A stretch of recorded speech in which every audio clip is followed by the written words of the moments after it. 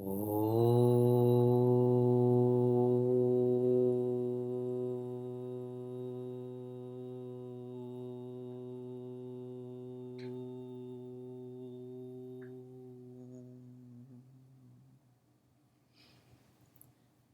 Narayana. Hari Om and greetings from Niagara Falls. A lovely old story called The Little Prince. How many of you have read this? Okay. In chapter 15, the little prince visits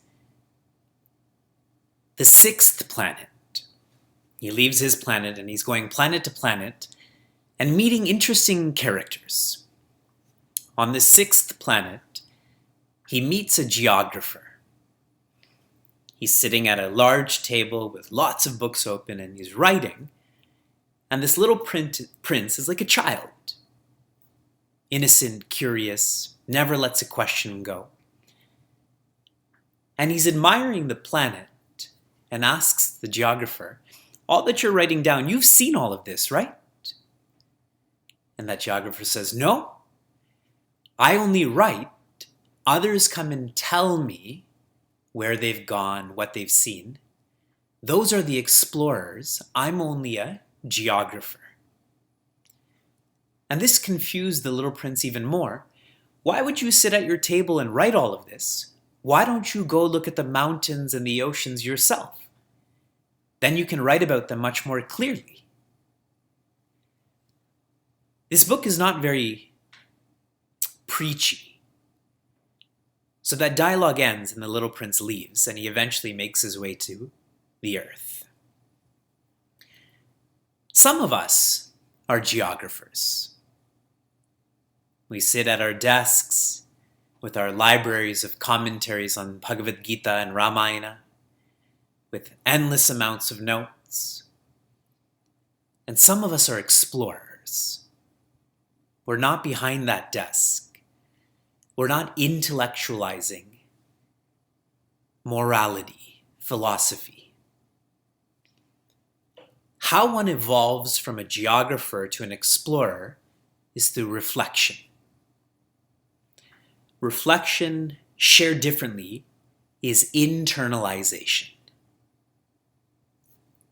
We are immersed in a subjective science. The whole vision, the whole essence of this science is to internalize. And when you start to reflect, you start to experience them. You start to experience divinity with your eyes. You start to feel divinity in your heart. You grow up to become a human. The names of the first two humans are Manu and Shatarupa. The word Manu is really a symbol for man, that is to think. What distinguishes an animal from a human, or a human from an animal, is thinking. And Shatarupa is an icon for Shraddha, or faith. Once you start thinking about living life, you start to have faith in living, in life. Our Applied Gita course is a course in being open. Being open to ideas, being open to exploring. Being open that after you leave your puja room, after you finish this class, that you continue trying to apply Gita. For the month of March, we're focusing on resolving. How to resolve conflicts outside and inside. And we began with chapter 2, verse 72. And the main message of this verse is, living cheerfully is possible.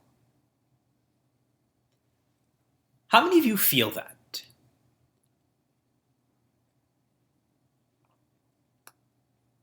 When you start to believe that living cheerfully is possible, you've addressed that inner conflict, no?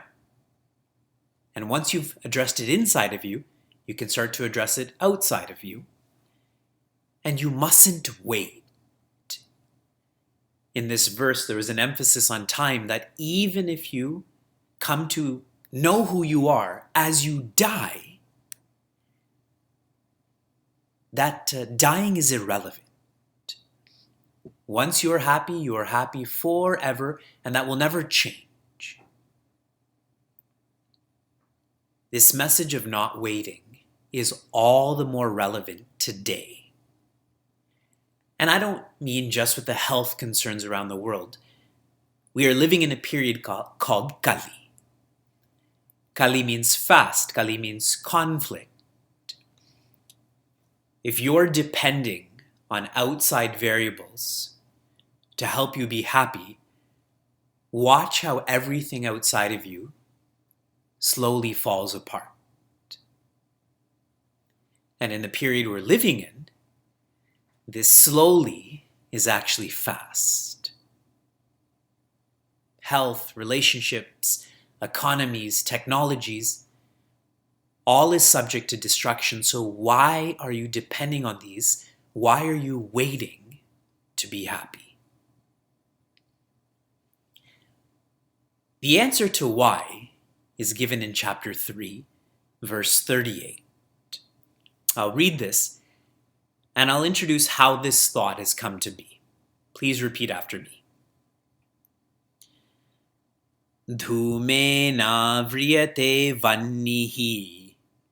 Dhumena vriyate vannihi. Yatha darsho malena cha. Yatha darsho malena cha.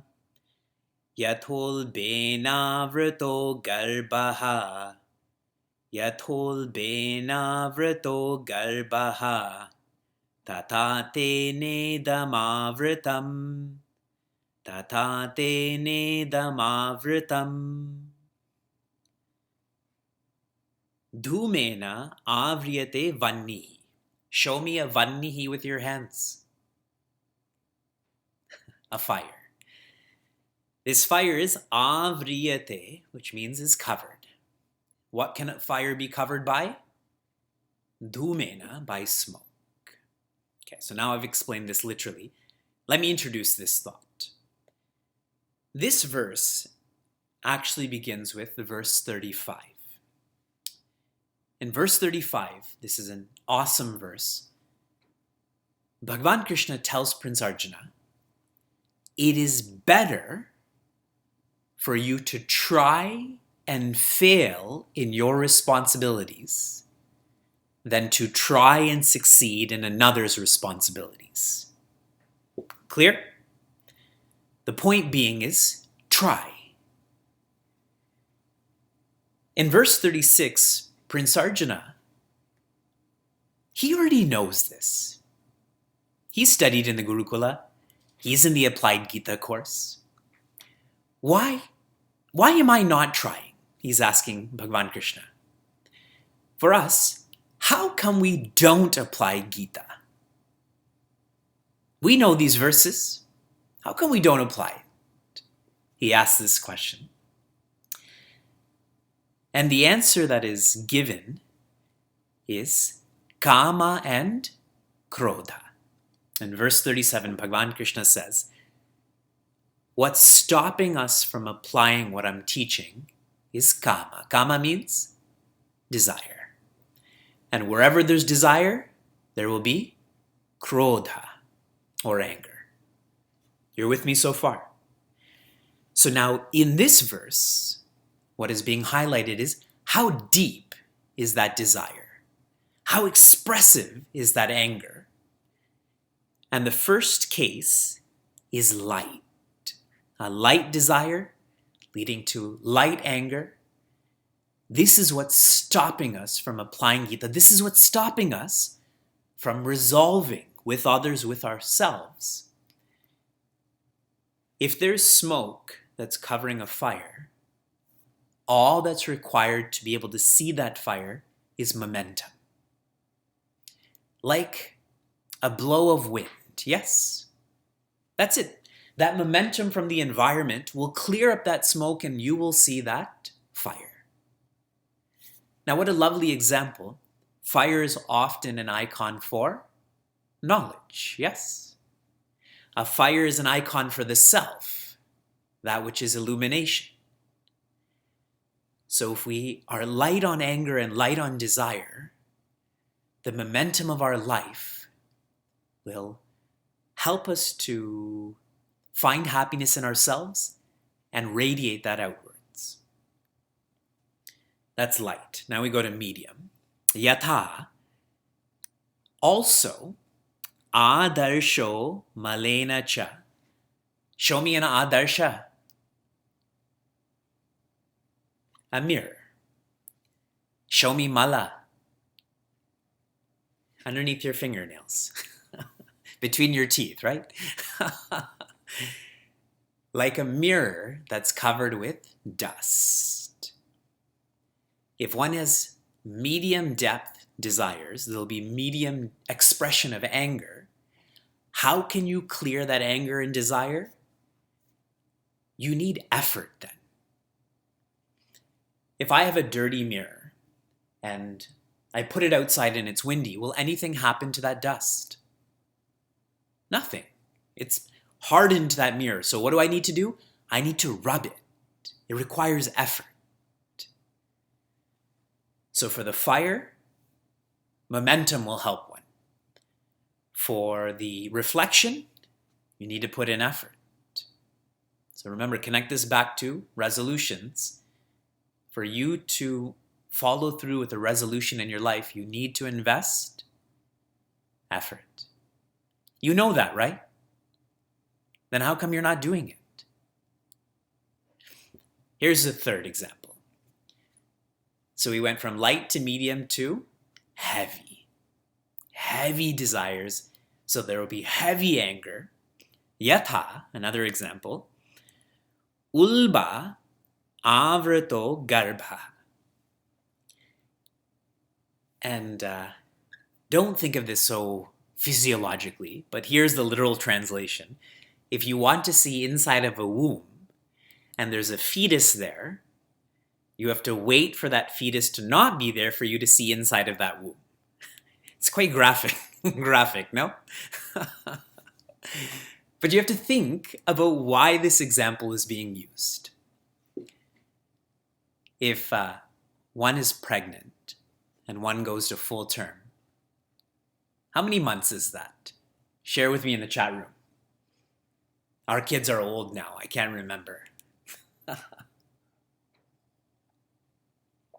See? Exactly.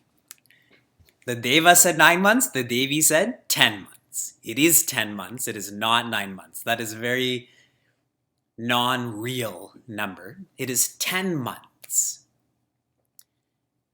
It will require not just effort, but it will require time for one to be free of that expression of anger and free from that depth of desire. So this is what Bhagavan Krishna is trying to share, is that if one is sattvic, they have made happiness a priority, then such a person will not have a lot of self-canceling thoughts. They know what is important and they follow through with that. If someone is rajasic, they're aggressive, they think that happiness is outside. So they're confused inside, they're causing confusion outside. It's not just momentum that will help them. They need to put in effort.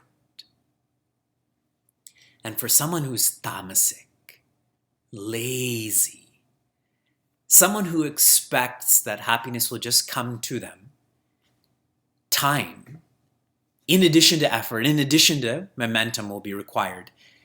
And here this time, what is also being highlighted is struggle.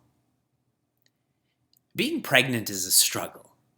And everyone around them struggles also. Yeah, so that's what's being shared here, is why struggle when you don't need to. Put in the effort, let momentum help you. This verse closes with Tatha So these examples relate to Tena idam avritam. You are confused. You cannot see the knowledge that I've been teaching you. And Bhagavan just started.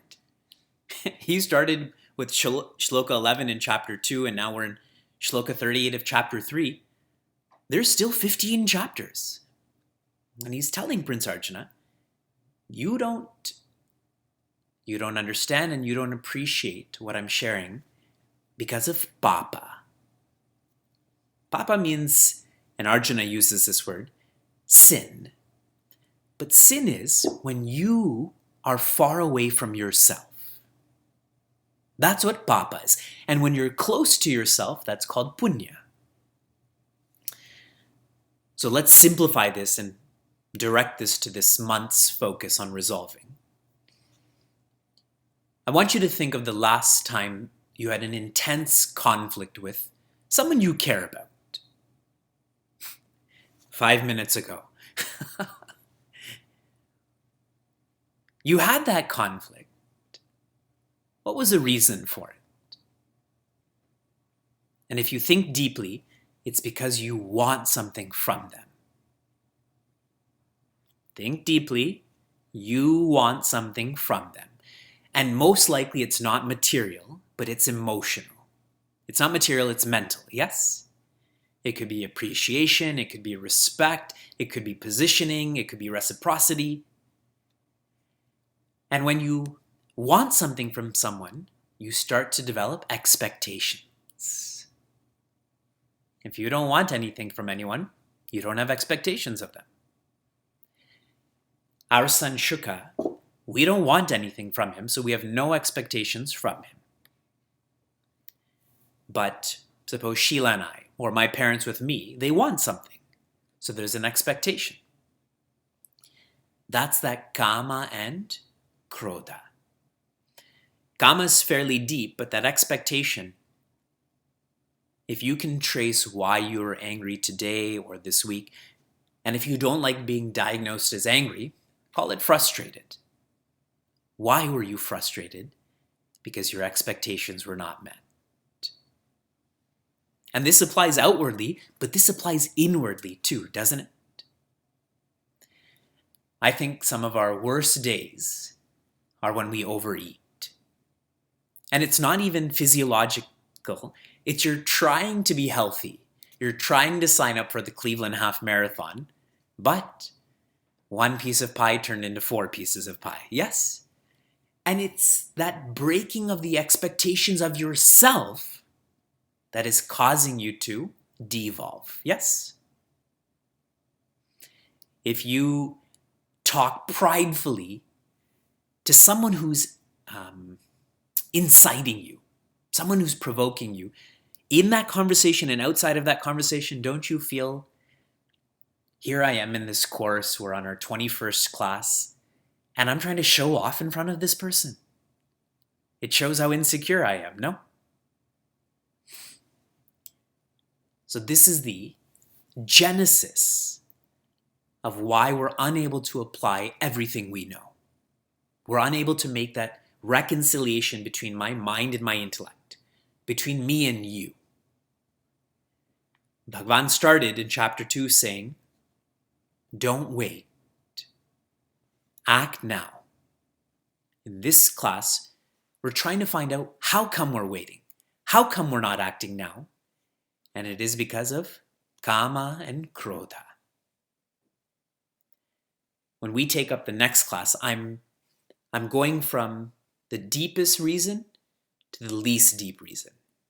Okay, there's a train of thought here. So be aware of all of this. We'll read the shloka again. Dhume navriyate vannihi yatha darsho malena cha yathol benavrato garbaha tatha te nedamavritam. Oh.